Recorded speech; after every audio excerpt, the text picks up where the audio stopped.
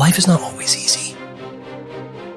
There are times when it feels like everything is going against us, when we face obstacles that seem insurmountable, and when we feel like giving up. This is harder than I thought. Hard? That must mean it's bad. No. Every time you face disappointment, you face heartache, you face defeat, you face setbacks, it's preparing you for what this world has in store for you. It is the test that creates credibility. It is the test that creates trust.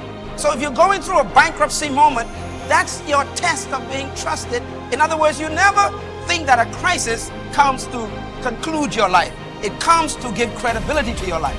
What you're going through is going to give you the respect of other people observing you. There are people who are praying that you fail, and then they'll trust you when you don't. They hope you won't make it, and when you make it, they congratulate you. Don't listen to the naysayers. Accept the test as part of you becoming a successful person. Successful people are always survival testimonies. They weren't born successful. Success is a result of going through a furnace, sleeping with lions, being torn apart, being ripped apart, being criticized and attacked. Success is what people think of you after they try to kill you. Life gonna whip your butt. Life is gonna bully you. Stop whining. Stop crying. Nobody cares. Be demanding. Let it hit you, but don't let it punk you. This is not an opposition. This is an opportunity. I don't care if you've been beaten to the floor, if your legs are too tired to lift that weight. Break through that barrier and create new ones for you and for others to show off. Get back up and live life. If I really work hard and use my mind and I get creative, there's something out there that I haven't discovered. There's always an answer. You can do more than you think you can do. You can have more than you think you can have. The possibilities for you are unlimited. If you're coming back from adversity and devastation, it's unlimited of what you can do. There's no guarantee that because somebody is now down on their luck, they can never come back. Who can guarantee that you can't make? No one can do that. You don't know what the possibilities are for your life. You want your stuff? It's necessary you take responsibility for it. That you make it happen, that you don't give up, that you don't take any objection or disappointment or defeats personally, that you keep on keeping on, that you don't decide that I can't make it because you can't see the light at the end of the tunnel, that you realize that's a part of the program. That's how I conquer, and that's how nobody has ever beaten me yet. I have never met anybody who became incredibly successful until they had suffered and sweated and sacrificed and kept their focus and fought through tears and trials and tests. And if you have a dream and you commit to it, it will come to pass. There's something that you could do that would radically change your life. Somebody could take the hand you've been dealt and win with it. Same circumstances, same ideas. They would do it through what they thought about your life. But we don't need somebody because we got you. You are the one.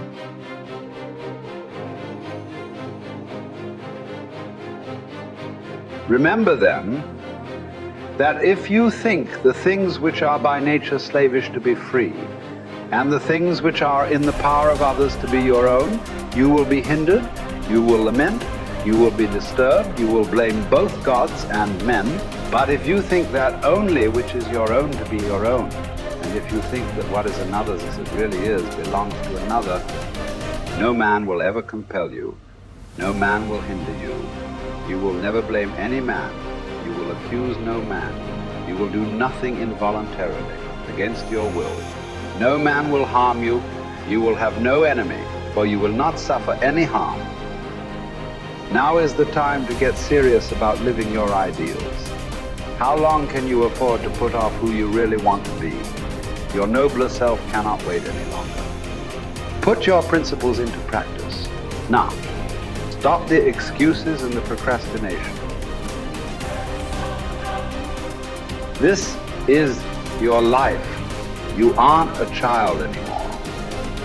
The sooner you set yourself to your spiritual program, the happier you will be.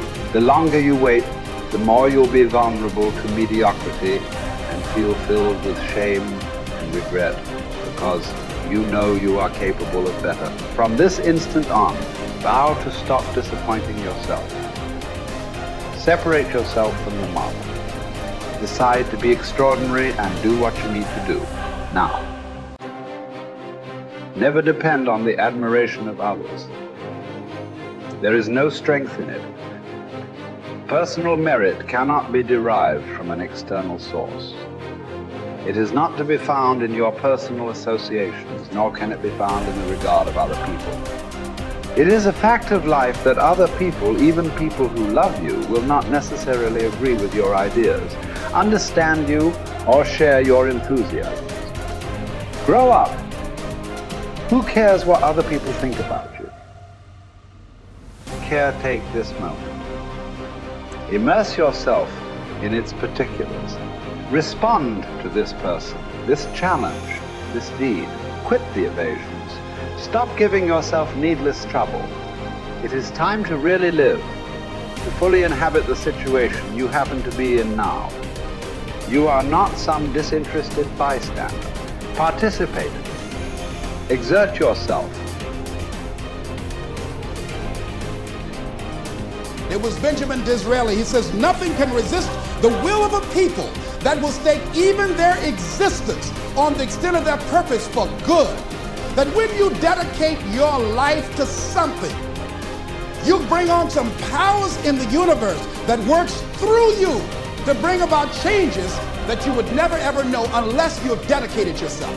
I'm reminded of a young guy who was on a bus, a little young fellow, and some kids were picking at him, some bigger guys, and they kept on thumping him on the head and hiding their hands. And so he got tired of them doing that, and he stood up so he would not be around them, out of their reach. And they took him and said, sit down. They set him down. And he stood back up and said, I don't want to sit down. They said, sit down. Didn't we tell you? And they pushed him back down. I don't want to sit down. They said, sit down. And they held him down. And he looked at him. He said, you might hold me down, but I'm standing up inside myself. And what we have got to do is know that there's something about you. There's something about us. There's a power in you that regardless of what happens to you, you can stand up inside of yourself. I think that's what the poet meant when he says, out of the night that covers me, black as a pit from pole to pole, I thank whatever gods there may be for my unconquerable soul. You have an unconquerable soul. Something that George Bernard Shaw said that I think has some power for us. I'd like to share it with you. He said, this is the true joy in life.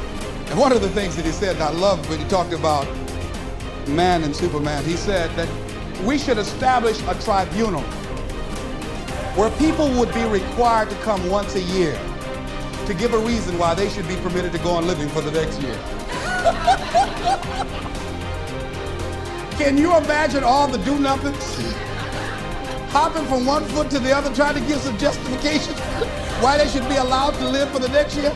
Well, what do you do? I drank a little bit. What are you contributing to life? I go to work every day.